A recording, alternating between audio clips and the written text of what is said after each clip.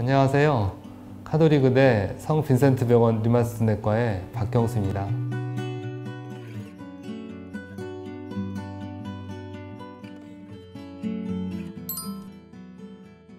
원인이 뚜렷하지가 않습니다. 발병 기전은 자가면역이라고 알려져 있지만은 어떤 원인이 그 자가면역 반응을 일으키는지에 대해서는 밝혀진 게 없거든요. 제일 흔히 얘기되는 건 사실 감염이죠, 감염. 균이나 바이러스 같은 미생물이 몸에 침입을 했는데 우리 몸의 이제 구성 성분하고 바이러스 구성 성분하고 비슷한 게 있으니까 이제 특정 상황에서 바이러스에 대한 면역 반응만 일어나야 되는데 우리 몸에 대한 면역 반응까지 일어난다고 생각을 옛날부터 해왔고, 환경적 요인에 대해서도 인과관계가 그나마 좀 강하게 증명되는 흡연, 치주질환 얘기가 최근에 많이 나왔죠. 또 원인이라고 할 것 같으면 유전적인 면이 있죠. 부모님이 걸렸으니까 자식이 반드시 걸린다 이런 건 아니고 집안 내력이 좀 있다 뭐 이런 정도로 이해하면 되는데, 그걸 갖다 유전적이라고 하면은 다른 식으로 또 이해를 하셔가지고 그렇게는 외래에서 얘기는 안 하고 있습니다.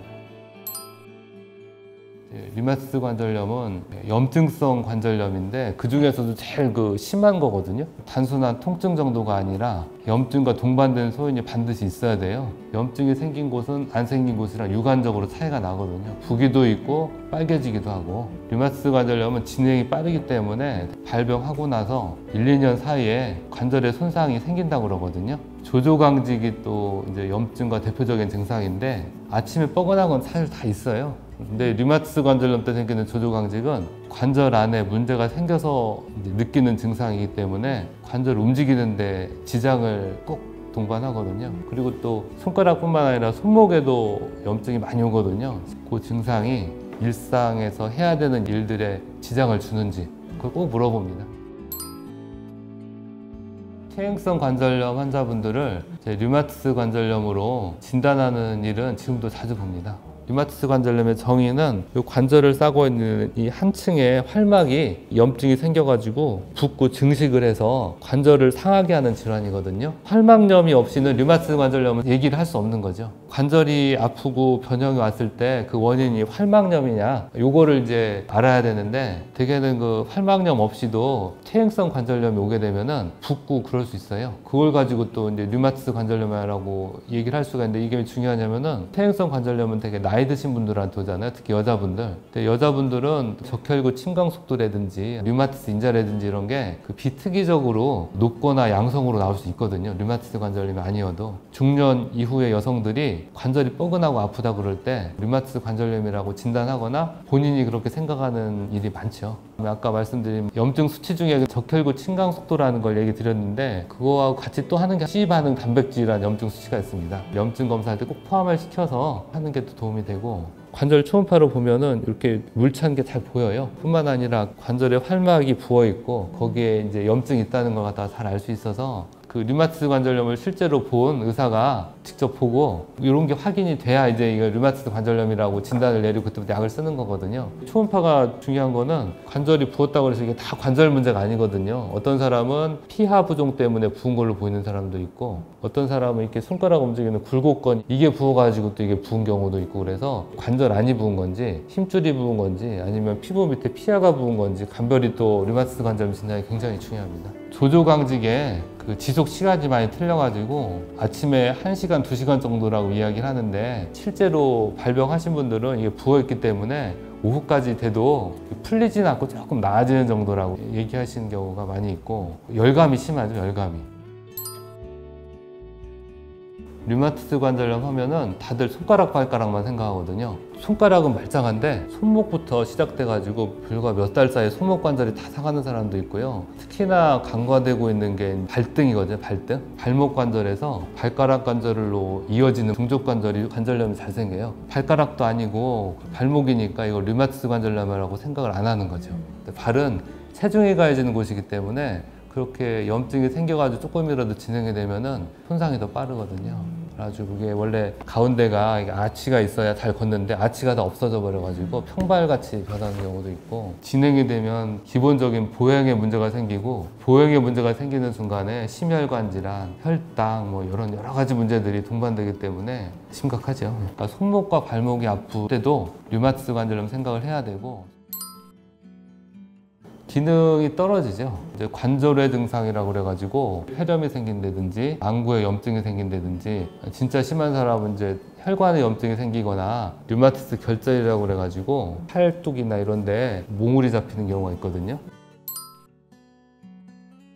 류마티스 관절염이 있는 사람은 제일 흔한 사망원이 심혈관 질환입니다. 류마티스 관절염이 염증성 질환이기 때문에 전신 염증이 생기거든요. 그 다음에 또 류마티스 관절염 치료에 쓰는 소염진통제, 부신피질 호르몬제, 스테로이드라고 흔히 얘기하죠. 이게 다 동맥경화 위험 요소거든요. 이 문제 때문에 혈압도 기준이 틀려지는 거죠. 고지혈증도 혈당도 마찬가지 완전 정상으로 잘 유지되도록 해야 되고, 또 문제가 되는 게 골다공증이거든요. 특히 스테로이드를 많이 쓰게 되는데 스테로이드를 쓰는 사람은 골다공증이 아니더라도 골밀도 저하 때부터 골다공증 치료를 해야 된다. 골다공증 치료 권고안에 이미 포함이 돼 있거든요. 노년에 생기게 되면은 고관절 골절이면은 4분의 1이 1년 내에 사망한다고 그러거든요. 류마티스 관절염으로 진단을 받고 치료받는 분은 꼭 자기의 골밀도는 어느 정도인지, 골다공증이 아니더라도 골밀도 저하에 속하더라도 주치의와 꼭 상의하는 게 필요하겠습니다.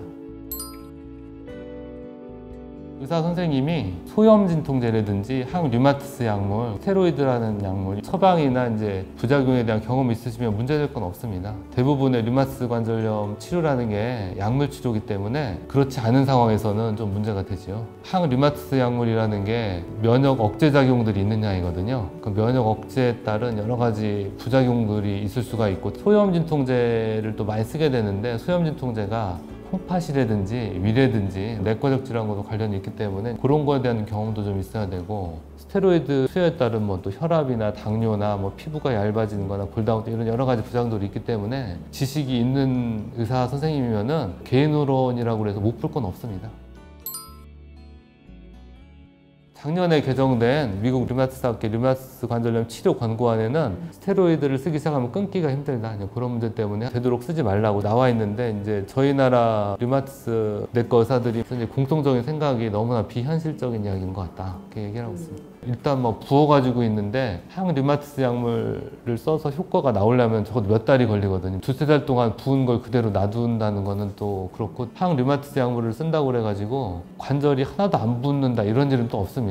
권고안과 실제는 좀 다르지 않겠냐, 이게 이제 일반적인 의견입니다. 류마티스 염증은 조절해야 되는 면이 있는데 약이 안 좋다 그러니까 아픈 걸 참는 분도 있어요. 그게 사실 문제가 되는 경우가 더 많거든요. 관절염으로 인한 관절 손상은 비가역적이거든요. 그러니까 상하면 그걸로 끝이지 다시 돌아갈 수가 없는 거고, 상했다는 건 염증이 발동이 걸렸다는 거잖아요. 발동이 걸린 거는 아무리 치료를 해도 그 어느 정도는 진행을 하다가 가라지 바로 가라는 일이 없어서 비가역적인 관절 손상이 생긴다는 점, 그게 하나 또 문제고, 또 두 번째는 이게 류마티스 관절염의 염증은 여기서 끝나는 게 아니라 전신 염증을 꼭 동반하기 때문에 스테로이드 투여에 따른 부작용도 있지만은, 그러니까 염증이 조절되지 않으면은 비가역적인 관절 손상이나 동맥경화나 뭐 골다공증 이런 전신 부작용이 꼭 따라오기 때문에 경험이 많은 의사가 조절하는 대로 따라오시는 게 낫지, 자의적으로 스테로이드가 무조건 안 좋다니까 끊거나 줄이는 거는 좋지가 않습니다. 그래서 최소한으로 최단기간 쓰는 게 제일 좋은데, 가령 뭐 스테로이드를 한 알 드시다가 염증이 조절이 잘 돼서 끊었다, 염증이 도졌다, 그럼 한 알 먹으면 될 것 같은데 안 그렇거든요. 환자는 조금 먹고 싶었는데 그건 더 많이 먹게 되는 그런 일이 벌어지고, 관절은 관절대로 추가적인 손상이 발생하고, 자의적으로 하시다가는 오히려 더 많이 복용하게 되는 그런 일이 벌어진다. 류마티스 관절염은 발병하고 나서 시간이 별로 없어요. 10개월만 지나도 관절이 상하기 때문에 진단되는 순간에 이제 약을 복합 투여를 하게 되거든요. 두세 종류의 항류마티스 약물을 복합 투여하는 게 기본입니다. 그래서 처음에 류마티스 약물을 환자가 견딜 수 있는 범위 안에서, 몸 안에 부작용이 생기지 않는 범위 안에서 최대 용량을 쓴 다음에 시간이 좀 지나가지고 안정이 되면은 이제 그때부터 줄이는 게 원칙이고요. 6개월 정도 치료를 했는데도 조절이 안 되면은 생물학적 제제나 표적 치료제 같은 이제 2차 치료 다 넘어가고 있죠. 보조적인 치료보다는 또 약물 치료만큼 중요한 게 이제 조기의 수술적 치료가 있거든요. 관절을 파괴하는 거는 이 증식된 활막이거든요. 일단 증식을 하게 되면은 그 증식된 게 없어지진 않습니다. 마치 이제 1층짜리 건물이었는데 이게 10층짜리 건물이 된 거예요. 약물 치료를 하면은 층 높이는 낮아질 수 있지만은 층수는 그대로거든요. 그런 걸 막기 위해서는 이걸 없애버리는 거죠. 정형외과 전문의한테 협진을 해서 활막 제거 수술이라는 걸 하게 되거든요. 관절 내시경으로 하는 수술이라 수술대 합병증이나 그런 게 별로 없습니다. 약물 치료를 시작하면서 활막 제거도 초기 하는 게 관절 손상을 막는 데 도움이 많이 되죠.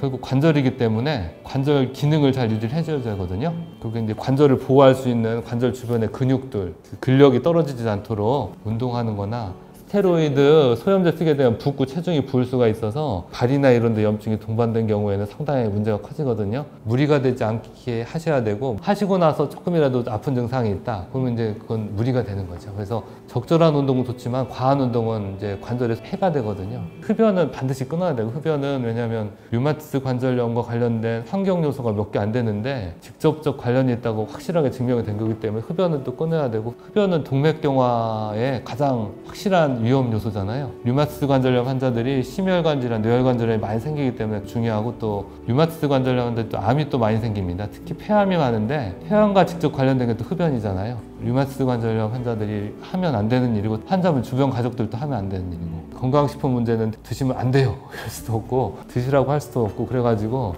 부작용이 없는 범위 안에서 어느 정도 그냥 몸에 맞는 건강 보조식품이나 이런 거를 섭취하시는 거는 사실 크게 안 된다고 할 만할 이유는 없을 것 같습니다. 거기에 꼭 그 우리나라 식약처에서 건강식품으로 인증을 받은 건지 아닌지는 꼭 확인하셔라.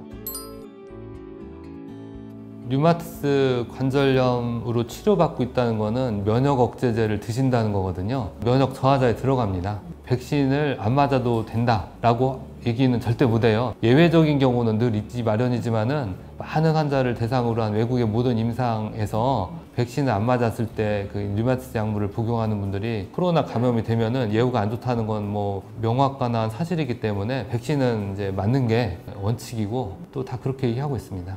백신에 의한 부작용을 걱정하는 것보다는 감염으로 인해서 생기는 질병 합병증이 더 문제가 된다, 이런 얘기를 드리고 싶고,